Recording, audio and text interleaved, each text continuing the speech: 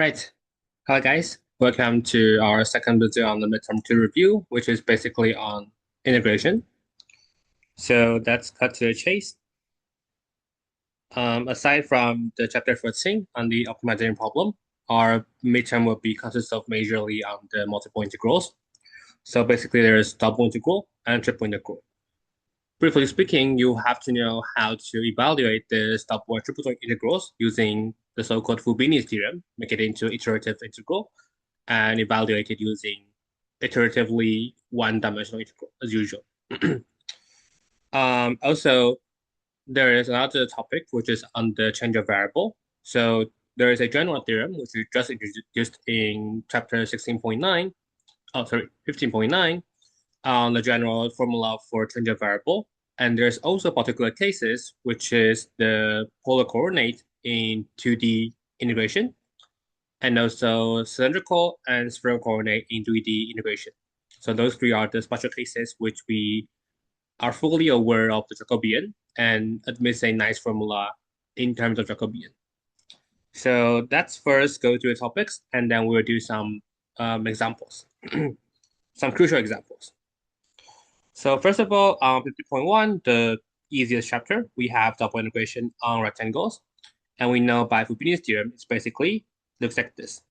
On a rectangular region, AB times CD, we simply split the integration into two parts. One is fxy on CD and on AB.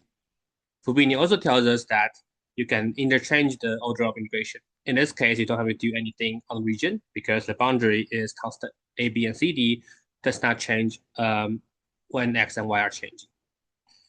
Another small thing that I would suggest you to do is that you must be familiar with the basic one-dimensional integral technique. For example, you are assumed to be aware of the trigonometric substitution or general U sub or the integral by part. So if all those techniques, one of them you are not familiar with, then try to look back in section 5.2, 3, 5, and 7.123, especially these three. These three are on trig substitution and also IBP, integration by part. So those are the basic techniques that you should be able to perform in a sense that you can do that iteratively in the 1D integration. For double integral in over a general region, which in most cases are these two different regions, type 1 and type 2 domain. Type 1 are domains, the name is not important. Type 1 is a domain where x has a constant boundary and y is bounded by two curves in terms of x. And type 2 is just the opposite. We have constant boundary on y and functional boundary in x. By Fubini's theorem, the integration over the first omega 1 here can be given by integration over y first in terms of the functional boundary and also x in terms of the constant boundary. Omega 2 works exactly the same.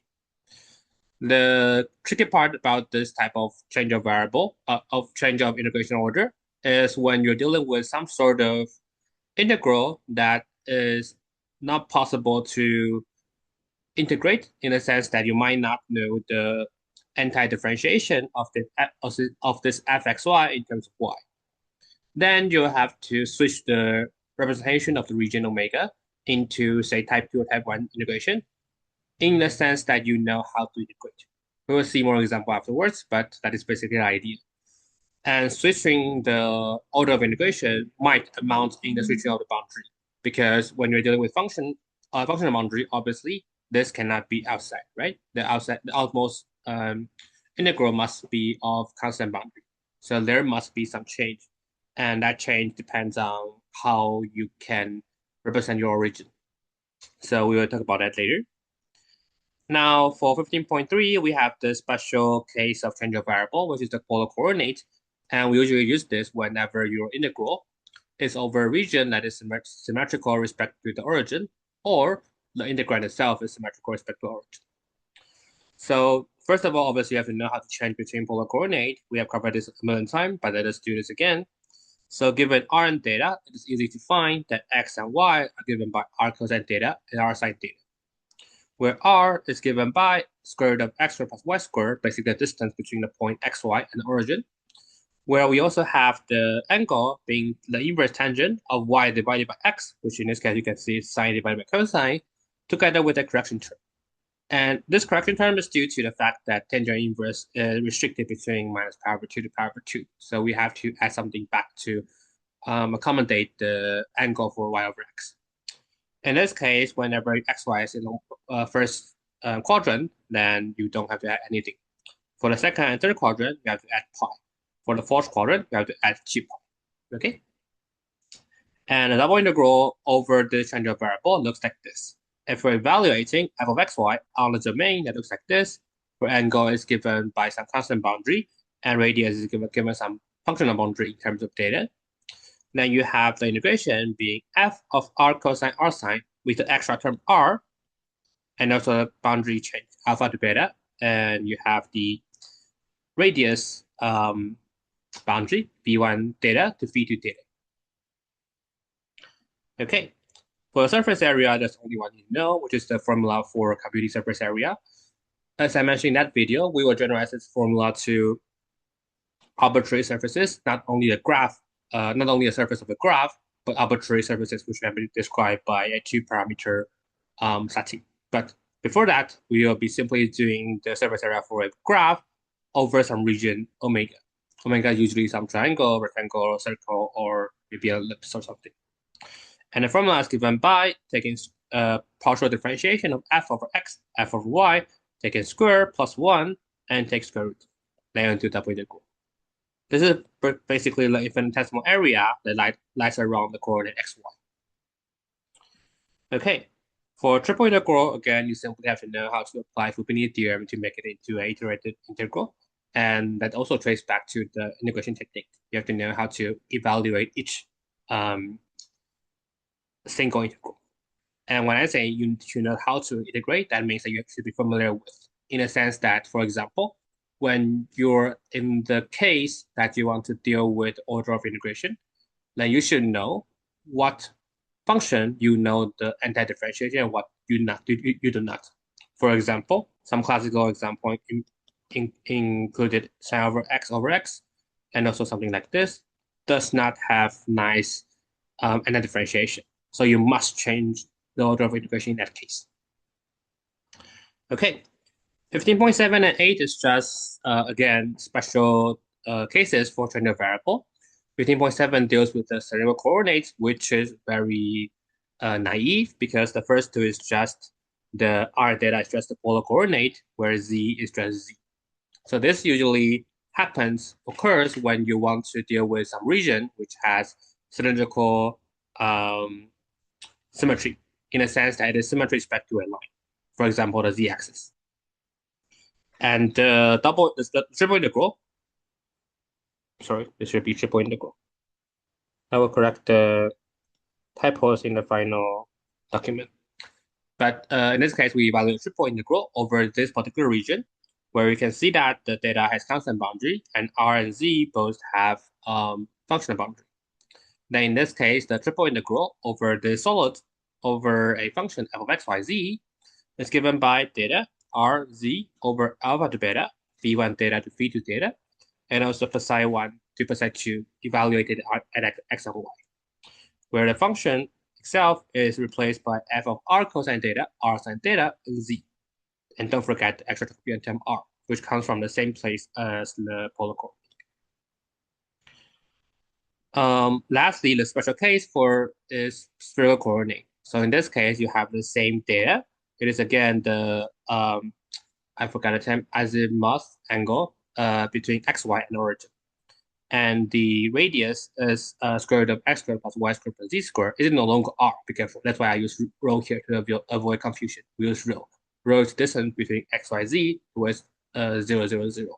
And r is the distance between x, y and 0, 0. There is a million way to compute the polar angle phi.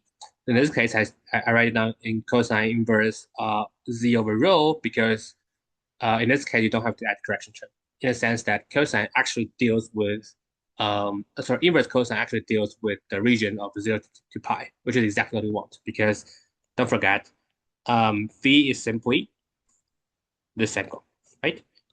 And this is theta. Theta. Sorry. Let me try it again.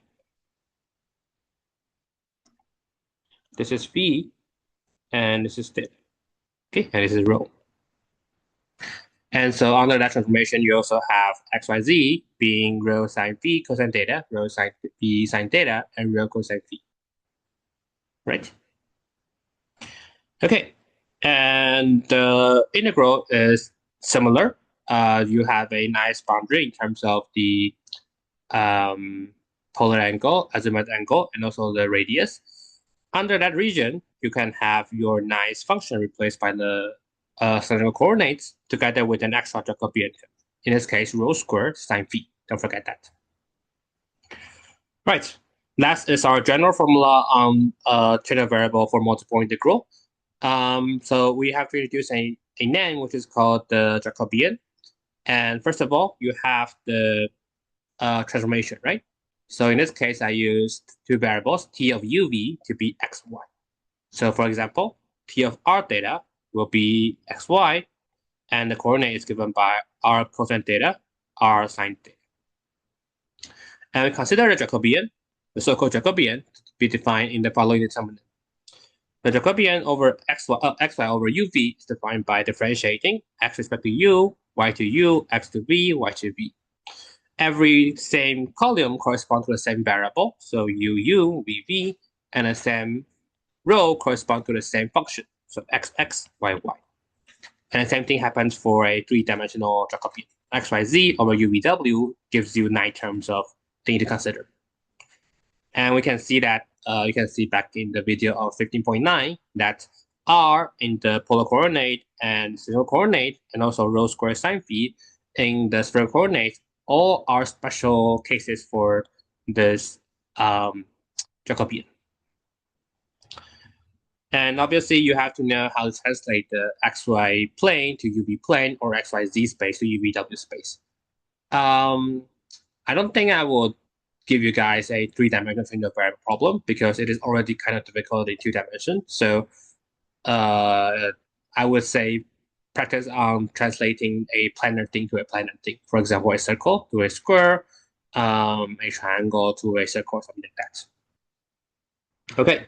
Lastly, the most important thing is how does the ternary variable formula work? So if we're integrating over omega, which is some 2-dimensional integration, two-dimensional region, then we're now integrating on t inverse omega. So we translate omega from xy domain back into the uv domain. And you have an extra Jacobian term, which you replace xy by t of uv. And the infinitesimal term is no longer dx dy, but du dv. The same algebra works for the three-dimensional integration. And we'll obviously see some example to get yourself familiar with the formula, okay? Let's start the discussion on examples.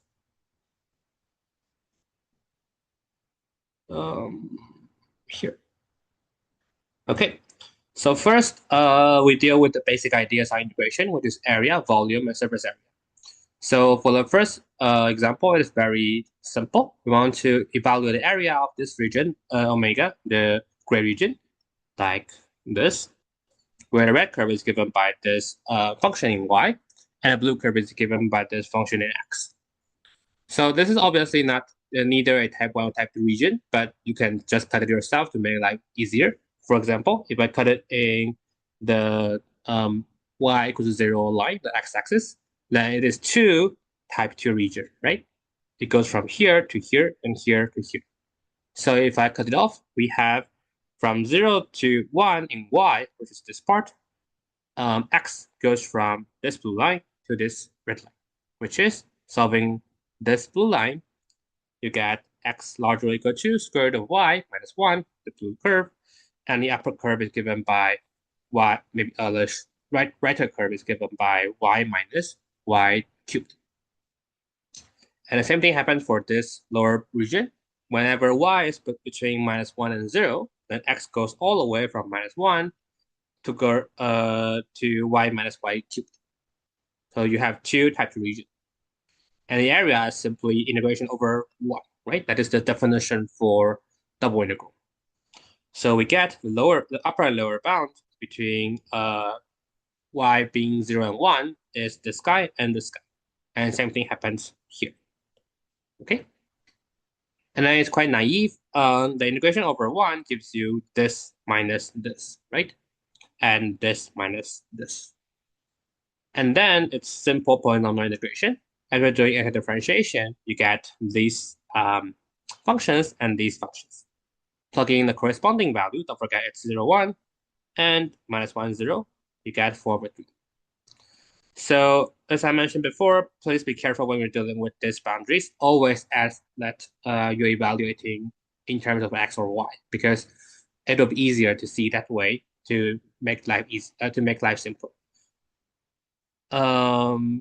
That will be beneficial when you have a lot of things in terms of say x, y, and z, and you don't know which to plug it in. Okay, so be careful with each variable. There is a lot of computation going on, so do that carefully for each step. Okay, for the next problem, we want to find the volume of a solid E in the first octant below the plane z equals to x plus y, above the surface z equals to xy, and enclosed by the first octant boundary x equals to 0, the yz plane, y equals to 0, the xz plane, and also the cylindrical area x squared plus y squared equals to 4. So technically speaking, if we can describe the area in this format, right? Xy, actually xyz has to be positive, but this already included this condition. And we assume that you're within the cylindrical region. So x squared plus y squared is less or equal to 4, where z is upper and lowerly bounded by these two functions. So technically speaking, you have to figure out whether this is true or not within the region in consideration, because there will be some point x and y, so that x plus y is less or equal to xy, right? I'm saying that if this is x plus y, this is xy, then they might intersect at some point, and then you have a cross over these two surfaces. So I won't actually do this, but I'll do here just to be complete. So let us consider this guy, subtract this guy. That should be positive whenever xy is within this domain in consideration. And we see that we can do a very simple factorization into minus x minus 1 times y plus 1, y minus 1 plus 1. We see that whenever both x and y are within, if x is within 0 and 1, you see that this guy is negative, right? So when y is positive, when y is, in fact, it does not really matter. Whenever y is between 0 and 2, this is always positive. And same thing happens here. If x and y are both within 1 and 2, you see that this guy is actually positive. However, it does not exceed 1. So everything here will be positive. Actually, not negative to be precise. So it makes sense. We can simply integrate 1 over this region. That'll be all. So we can integrate over this E, where we're simply dealing with the Z coordinate is x plus y minus xy, right? And obviously this omega looks like a cylindrical symmetry domain. So we change it into polar coordinate, or you might mention we're dealing with the cylindrical coordinate at first place. And you have x to be r cosine, y to be r sine, where xy is r squared cosine sine. And don't forget the x factor could be an r. Now this is a very simple integral because the variables for r and theta can be separated, and you get r cubed over 3, where the integration over cosine plus sine is sine minus cosine. And same thing happens here, which you can finally get tan over 3. So this is, for example, the case I want to mention that you should be able to evaluate this very fast. How do you evaluate this in general? So first of all, maybe you should observe that differentiation of a sine is cosine, right? So if you set u to be sine, then du will be cosine sine, cosine d theta, and which is exactly this guy. So this becomes u du, which is half u squared, which is half sine squared. Okay, so that should be a very kind of reflective computation. And finally, you get the answer, 10 over 3. Okay, last is a kind of an extra problem. We ask what is the surface area of the part of the sphere, x squared plus y squared plus z squared equals az. So this az basically shift the sphere upwards and downwards, okay? And we also care about the paraboloid, bz equals to x squared plus y squared. So we want the spherical area of the paraboloid intersecting the sphere. Okay, so the paraboloid looks like this, and the sphere looks like this.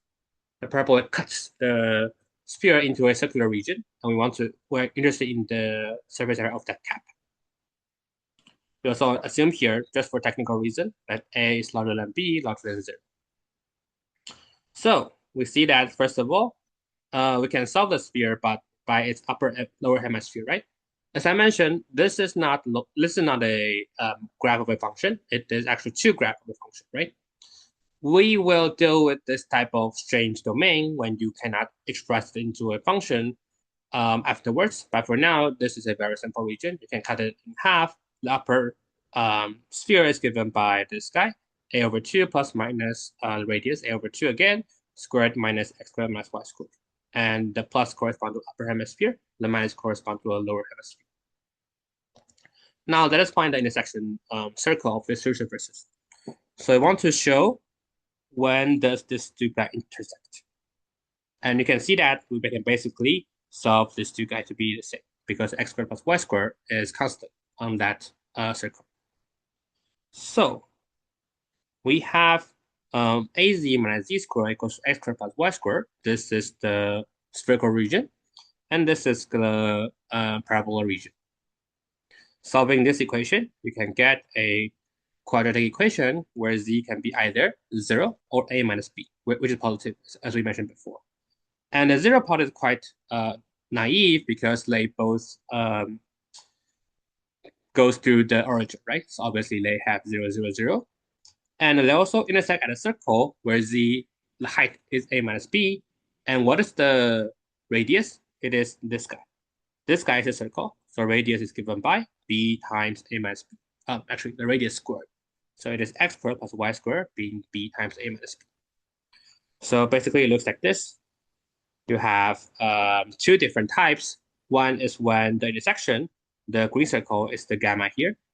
So when the green circle is above the equator, and also when the green circle, the intersecting circle, is below the equator. That actually matters a little bit because it depends on, because our splitting of the sphere is into upper hemisphere and lower hemisphere, right?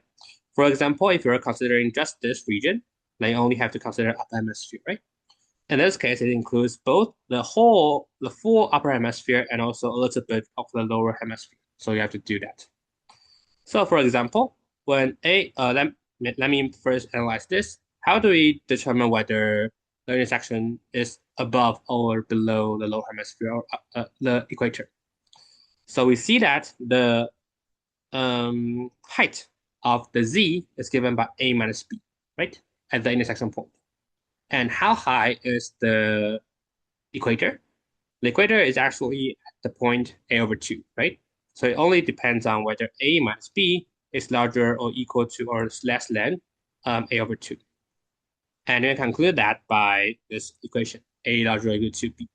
When a is larger or equal to b, that means a minus b is larger or equal to a over 2, meaning that your intersection circle is higher than the equator, which is the left-hand side cases. So you only have to consider an upper hemisphere, right? So we simply evaluate the partial differentiation with respect to x and y of f plus. I forgot to mention this.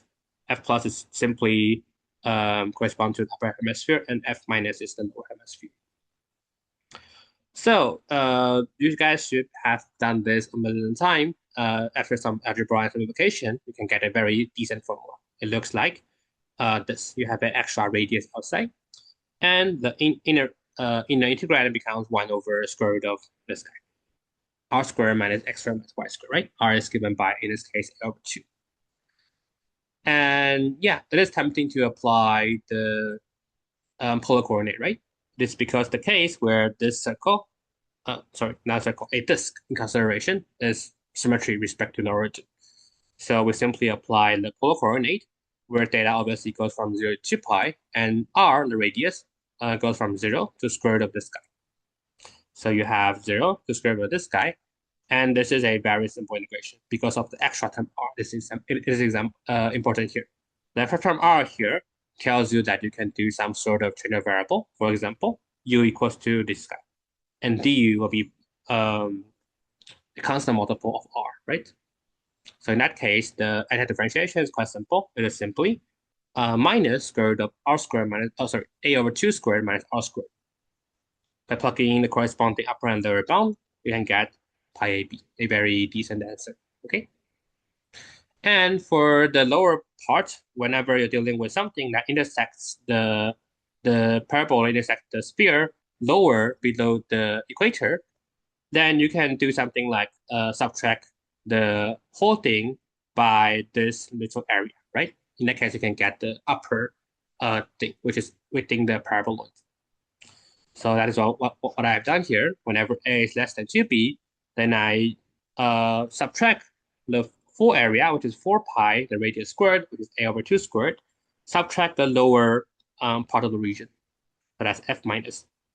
And you're evaluating over the same small disk, which is this guy, right? That is the circle we get, the green circle. You project it down to the xy plane. And you don't really have to do this again because everything behaves exactly the same like before. Since we're only dealing with differentiation, you can see that the partial derivative of these two guys actually are the same. The only, maybe I should mention this. The partial differentiation squared is always the same because the plus minus here simply gets out. So this thing here is still pi ab. And you have pi a squared minus pi ab, which is pi a times a minus b. You can see that these two formulas actually are the same when a is 2b. Because when a is 2b, this will be 2 pi b squared, and this will also be 2 pi b squared, which is not a coincidence because this sort of formula should be continuous, right? So when you're moving a paraboloid, being of a smaller radius or larger radius, that formula, that surface area change of the sphere should be continuous. So that's the answer. In terms of A and B, whenever A is larger than B, then the intersection surface of the sphere cut off by the paraboloid should be of this two formula, pi AB and pi A minus A times A minus B, depending on whether A is larger or equal to B. Okay, now let's do some abstract integration. In this case, there's no like geometrical meaning. We're simply doing a abstract integral. The first thing is sine y over y first from x to pi and x from 0 to pi. So as I mentioned before, based on some simple one-dimensional calculus experience, you should know that sine y over y does not admit a nice anti-differentiation. So the only method to do this is to reverse the integration. With the reversing, you have to rewrite the region in terms of in this case, type 2 region. So we already have a type of region, which is x within 0 to 2 pi and y within x and pi. So as I mentioned in the previous videos on the integration part, the way to do this is to draw the boundary and then see what happens if you fix the boundary. In the sense that, so in this case, you have x equal to 0, that's the y-axis, x equals to pi, that's the another vertical axis. Y equals to x, that's this curve. Y equals to pi, that is this curve. And then we know that in this case, in type of region, we're fixing x, and we're going investigating y. In a type 2 region, you fix y and investigate how y works. In this case, x goes from 0 to y. So we can rewrite the integration into from 0 to pi with respect to y, and from 0 to y with respect to x. And then the miracle happens. If we evaluate this integration, because the integrand is independent of x, so integration is simply y. And then y cancels out with the denominator, which you get simply sine y. And the anti-differentiation is just minus cosine y. By plugging in the corresponding angle, you get 2. Okay? So that is how and when you're trying to reverse the integration. The second problem is included because I don't think I talked about this region before. So we're integrating some polynomial over the diamond region. Absolute value of x plus absolute value of y is equal to 1. And you can see that that is a very actually simple region because, for example, when x and y are positive, it's x plus y equals to 1. So that is this curve, right? When x and say x is positive, Okay, maybe let us work with the second quadrant, meaning that x is negative and y is positive. So this equation reduces to minus x plus y is y. So y is equal to x plus 1, and that is given by this curve. And the fourth different region gives you the similar formula. And so we're simply integrating this guy over this square. This can be described both as a type 1 region and type 2 region because you can say x goes from minus 1 to 1, and you can describe this as a formula in a sense that when x goes from minus 1 to 1, y goes all the way from, this is minus x minus 1, this is x minus 1. Combining them together, it is absolute value of x minus 1. And the upper bound is given by 1 minus absolute value of x. You can, if you don't want to do absolute values, you can obviously cut off something to make it into like 4 pieces or 2 pieces of different type 1 and type 2 regions. But in this case, I combine it together just for convenience. So as I mentioned before, try to use symmetry to avoid any complicated algebra. For example, the absolute values, for example, the square roots, for example, the determination of signature of trig functions, which is really painful. So you can see that in this case, y is actually symmetry respect to this region, right? Oh, maybe I should mention this region is symmetric in terms of x and y. And since y itself is odd, right, in terms of y, so the integration over this thing must be 0. For example, the integration of this line should be the same as the integration of this line, but with an additional minus sign, right? So we can simply ignore y. Moreover, this x squared is even, right?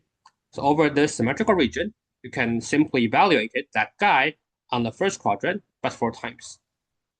So we have the integral over this guy is given by the type 1 domain given in this formula, where we can take out y, and this guy becomes only on the first quadrant. So it is no longer minus 1 to 1, but 0 to 1, no longer this guy, but 0 to 1 minus x.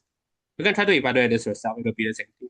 But yeah, as I mentioned, I erased the y here, and I add a 4 here by changing the integration region into a first quadrant integration. And then it's very simple polynomial integration. You get x squared times y minus x together with minus 8 because of 4 and minus 2. And doing some algebra, you can get minus 2 over 3. Okay. So I would say in these cases, the most essential part is this. Try to apply symmetry as best as, to the best you can, because it can reduce a lot of computation, like determination of signatures. Okay, for problem 6, this is a sort of simple 3-dimensional integration due to the fact that I already described the domain for you.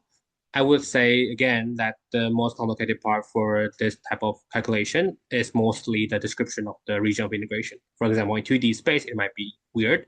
In 2D space, it can be even weirder. And you don't have a really good visualization on 3D space. So that's make life harder. But anyway, in this case, we're already given boundary. X is within 0 to 2, y and z has functional boundary in terms of x. So again, you see that we have no idea how this differentiation works. So that is rewrite the integration. The first integration is given by this. This is how I describe it. But as I mentioned, we know how to deal with this dy. dy is very nice because this thing has nothing to do with y. So integration over y is simply x. The hard part is this z term, because you have no idea how the differentiation of this guy works. So perhaps based on this intuition, we should move z to the utmost integration. That is simply exchanging dz and dx. So let us try to visualize, not try to visualize, try to do this algebraically.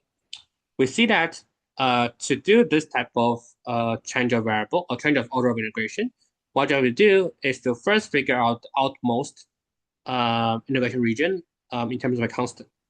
In this case, z obviously bounded below by 0. What is upper bound? So upper bound goes when the 4 minus x squared is the largest, which is when x is the smallest, right? Taking x to be 0, you get 4. So the outmost boundary obviously will be z from 0 to 4. Now, how about x? Now, x is fixed below and above by 0 and 2 is also fixed by this quantity. So by solving that, you can get x is less or equal to 4 minus square root of z to the square root. Technically, there is a lower bound, but we don't care about that for now because x is already positive. So we see that this region becomes this region in z and x and z. And then life gets easier. You see that integrating dy gives us x, integrating x gives us half of x squared, and this guy actually cancels out the denominator. And then we are remain with a very simple integration over sine, which you get 1 over 4, 1 minus cosine 8. Okay, so I would say it is kind of important for you guys to know how to do this type of general variable algebraically. It is not always simple to visualize it because some curve looks really strange, but algebraically it should be easy to figure out. Okay. Right, now this problem 7 is unfortunately a problem from our quiz. So I think I have already submitted the grading now, so I can see the answers. Um, this is not supposed to be this difficult. Actually, it's not difficult. It's complicated. This is not supposed to be this complicated. However, I did something wrong in the plane setting. This should not be x plus 3. It should be x plus something larger, x plus 3 or x plus 4. In this case, it is difficult because this guy actually goes below the xy plane within the cylinder. If this guy does not go below the xy plane within the cylinder, then that is the absolute upper bound for this region E. However, yeah, as I mentioned, for example, when x is less than minus 2, so say maybe x is minus 3, which obviously lies between this cylinder, then you have negative z. So we're not considering that, right? That's why this is kind of hard. And I think it's a good example for this explanation in cylindrical region. So first of all, let us understand this domain better. So this E is bounded inside by radius 1 cylinder and outside by radius 9 cylinder. So it looks like an annulus in the xy plane. And you have a xy domain, xy plane lower bound, and a z equals to x plus 2 upper bound. And this thing actually goes to negative when x is minus 2. So in terms of the xy domain, you have this diagram. This blue curve is the radius 1 cylinder, so the z-axis is pointing towards you, towards me. And this is the radius 3 cylinder, where the plane goes below xy plane at the point where x is equal to minus 2. So the region of integration is no longer this whole annulus, but only this guy. Okay, because I claim that we have to be above the xy plane. So now in terms of either cylindrical or spherical coordinate, you have to be careful with the angle here. We no longer have theta goes all the way from 0 to 2 pi. In fact, it does go, but the radius changes. Okay, so for instance, this region is simpler enough. The the angle goes from somewhere here to somewhere here. How do we evaluate this guy? So we know that the radius here is 3 and the base here is 2, right? So the angle here must be alpha equals to cosine inverse of 2 minus 2 over 3. It's an obtuse angle between 0 and pi, actually between pi over 2 and pi. So that is why it is all the way to the second quadrant. So we have minus alpha and theta to alpha. Technically speaking, you should write it in 0 to alpha, which is this region, and also 2 pi minus alpha to 2 pi. But you can always connect these two regions by setting up this to be minus alpha to alpha. And R all the way goes from 0 to 3 within this red region. So that's okay. And Z, the lower bound is obviously 0. The upper bound is given by x plus 2, right? So that is R cosine theta plus 2. That is a red region. omega 1. And for the omega 2, this triangular thingy area, the lower bound of R is obviously still 1, but the upper bound is now the straight line, which is kind of a weird thing to do. And how do we evaluate the angle, the radius of this straight line? So there's a lot of way to do it. Let me do it here. Okay. So if we're given here to be the angle theta, right? Now this base below here is always 2, right? That makes this thing. Let me use this triangle. You can see that in this case, the length that we are interested in, let me define it by R, 2 over R will always be cosine of pi minus alpha, right? So if you solve for R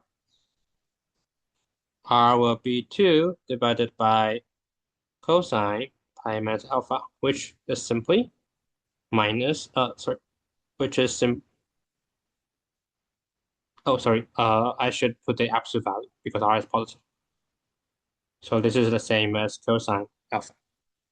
Cosine pi minus alpha is technically minus cosine alpha, but we don't care about absolute value here because this guy should be positive. So, okay, maybe a better way to write this is like this, minus 2. Minus 2 divided by R is given by cosine pi minus alpha. Then we have indeed what we have. Minus 2 divided by this guy will be 2 over cosine alpha. So the upper bound would be 2 over cosine, not alpha, theta. And the theta here actually helps us because theta is negative. Theta is within 0 and, pi over 2 and pi, right? So adding a negative sign here gives us the positive upper bound. And the z goes to, again, from 0 to r cosine theta plus 2. You can also actually solve it here. R can be given by this guy, right? The upper bound. Whew. All right, so that is obviously now we have the description for the region, then you can just perform integration. This is the description is actually the hardest part. So now we have for the first domain, the z integral is simply going from 0. Oh, actually, sorry. In this case, I do a further step, which makes life easier. So again, we see that this is the intuitive idea from my quiz. So this region is symmetrical in the sense of the x-axis, right? Here.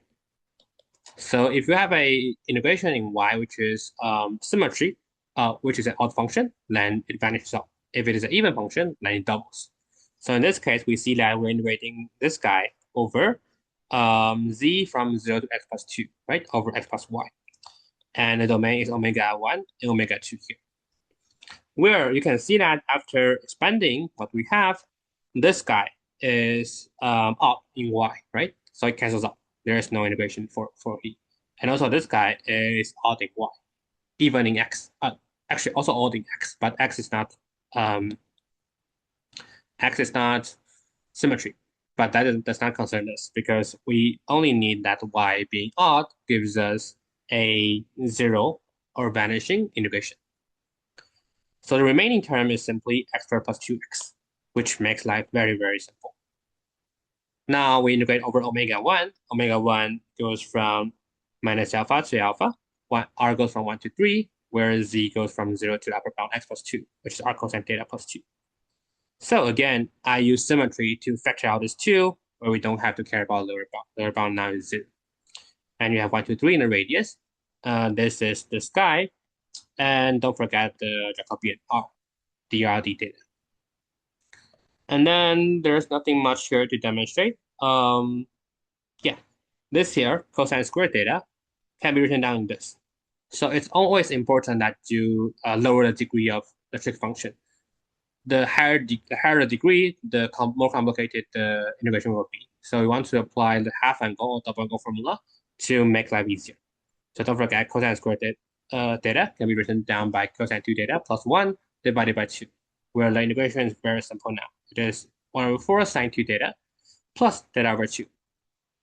By plugging in the corresponding upper and lower bound, you have this guy, where our alpha is set up to be the angle I mentioned, inverse cosine of -2/3. It is an obtuse angle. And region 2 here is again a little bit complicated. It's described as what I just mentioned, alpha, all the way to 2 pi minus alpha. And r goes from 1 to the straight line, -2 over cosine theta. And z is the same boundary. So you have the only thing changing is here and here. So again, I use symmetry. I was going to go from alpha to 2 pi minus alpha, but it's double the region of alpha to pi, right? Again, due to symmetry. So yeah, now basically you just brute force your algebra and you get this large term here. Oh, actually, sorry, this is omega 2.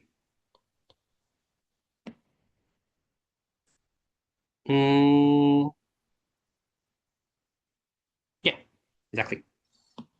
Sorry for the complication. So anyway, you get, is there anything worth mentioning here? Yes, there is. So for example, you can see cosine 4 and cosine square, that gives you secant square. And don't forget that tangent differentiating is secant squared.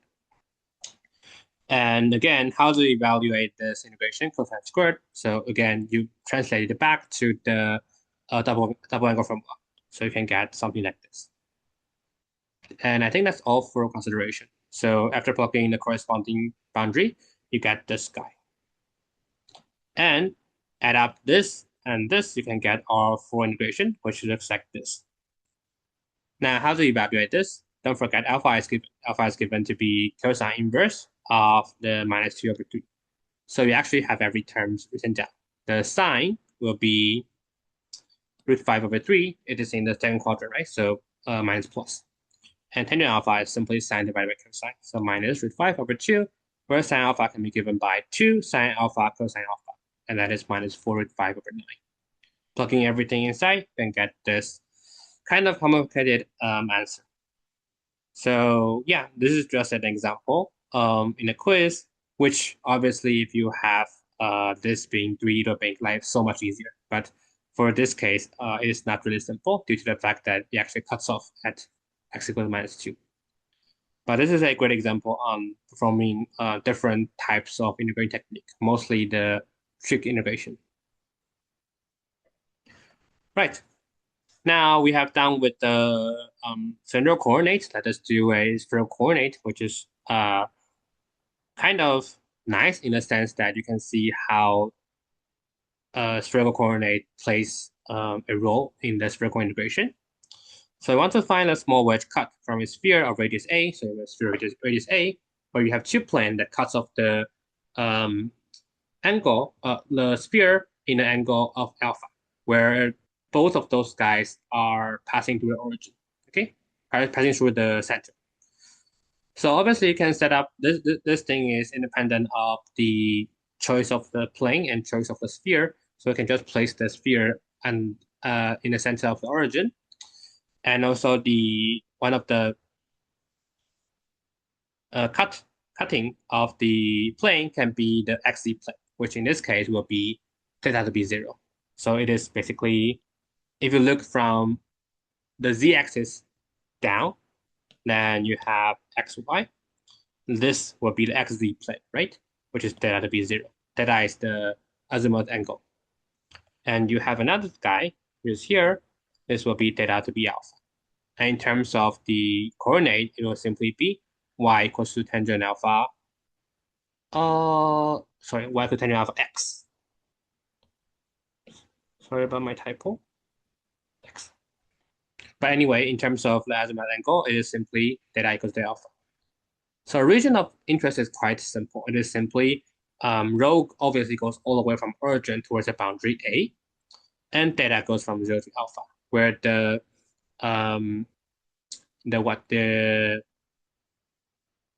polar angle V goes from all the way from 0 to pi, the whole thing. So you have the volume, which is the integration over 1, and you replace the Jacobian and also the boundaries.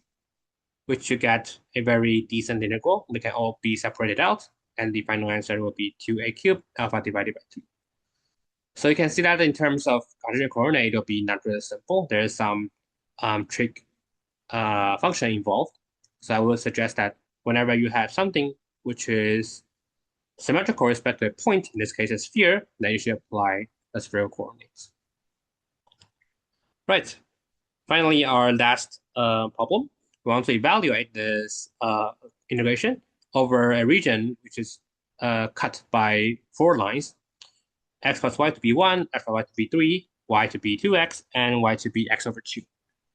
So obviously, you can actually cut this into several type 1, type 2 regions and do the integration. Since this is a very decent function, the y is a polynomial, x just simply gives something like logarithm, right? However, to make life easier, you can do a change of variable, which in this case, obviously want to make the boundary to be simpler. So by setting up this to be u, you get u equals to 1 and 3. By setting up y divided by x to be v, and this is also motivated by the integrand, we have v being 2 and v being half, right? So by setting this, you can have the boundary u within 1 to 3 and v within half to 2. Now, how about Jacobian?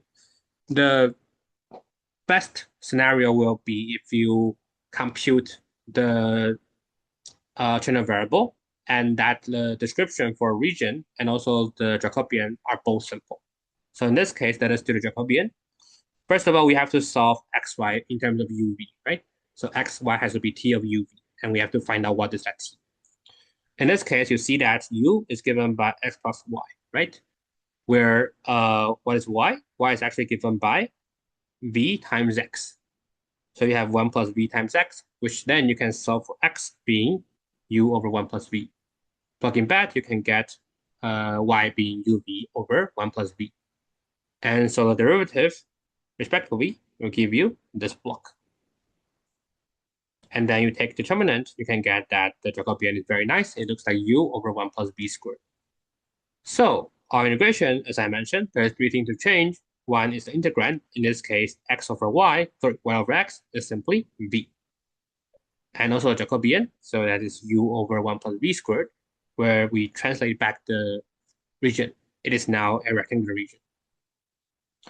In this case, it is very nice because actually everything is separable. The u integration is very decent. And for this guys, you can do it directly, or you can do change variable like what I've done here. We take w to be 1 plus v, then the denominator becomes quite simple, and numerator is simply w minus 1, where the first term gives you a logarithm, the second term gives you another polynomial in the denominator. So it turns out to be 4 ln 2 minus 4 over 3. There is 2 cases for our problems. One would be some simple transformation, which can be seen from the boundary given in the problem. The second one might be more difficult. In that case, I will give you the Chernov variable formula in the sense that I will give you what should you set u and v to be, just like what I have done in the quiz 8, which should be handed in this Wednesday, right? Okay. Anyway, so we have going through a lot of different examples on these different types of integration and the techniques. So make sure, obviously, you have to understand how one-dimensional integral works, and also some techniques, APP, and also the Chernov variable in 1D. And then, actually, the only important thing in this chapter is to describe the region. So be careful on the description. The best way possible is to describe the boundary first. In the 2-dimensional case, describe the line first. In the 3-dimensional case, describe the surface first, and to see where they intersect. And then you have your nice region in X, and Y, and Z. Okay. As I mentioned before, I have some exercise here, which I will involve the answer key. So you can do that. And if you have any question, you can just contact me. Okay. Right. I will now see you in the next video, which we will start on the vector calculus, which is a combination of chapter 14 and 15. In some sense, it'll be simple enough because the point will be on the theoretical part instead of the computational part. And the downside it is more theoretical. So it'll be important that you understand the concept instead of memorizing the formula. Okay. I hope you guys will do well on your midterm, and I will see you in the next video.